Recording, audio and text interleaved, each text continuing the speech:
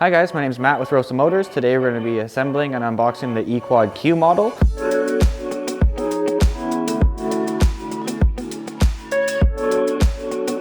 Your package will come in 2 shipments. There's going to be the ATV and then the battery shipment as well. And let's just get started with a knife to open the boxes up. We'll start with cutting the straps.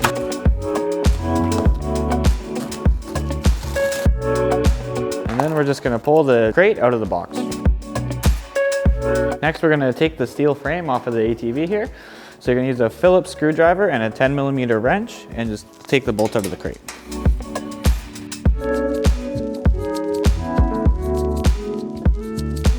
Now we're just going to simply lift the crate off the top of the ATV. Next, we're going to just remove all the packaging from the ATV.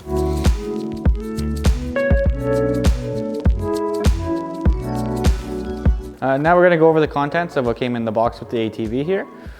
We have our front bumper here, the charger for the ATV, a charging adapter if you want to charge the battery outside of the ATV, the shift knob for the ATV for the forward reverse switch, the keys for the 3-speed switch, a fuse as well as a spare. We have the hardware for the front bumper, as well as the hardware to mount the handlebars and a basic toolkit. So we're going to remove the bottom of the steel crate from the ATV. So there's going to be 2 mounts at the back and then 1 bolt at the front. We're going to use a Phillips screwdriver and a 10mm wrench.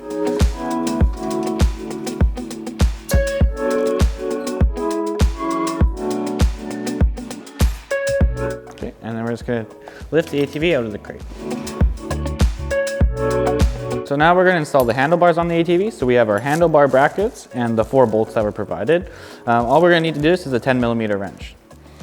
We're going to take the big bracket and put it on the bottom, line it up, and then I'm going to take one of the small brackets on top, and 1 bolt goes in each hole.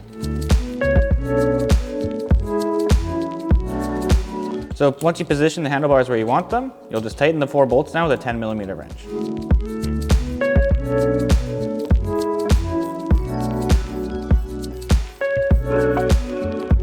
So next we're going to install the shifter knob onto the forward reverse switch. You'll just place the knob onto the shifter and this little screw goes in the middle and you'll tighten it down with a Phillips screwdriver.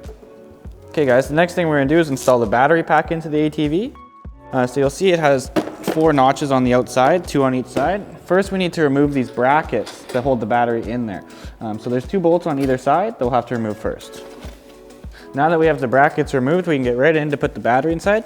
You'll want to make sure the side with the wires coming out will go to the front of your ATV.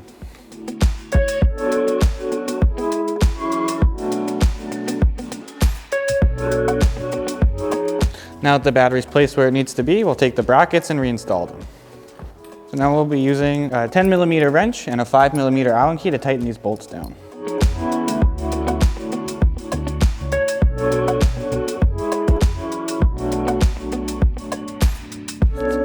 Okay, so for the final steps of the battery, we're going to install the fuse and connect the battery cable.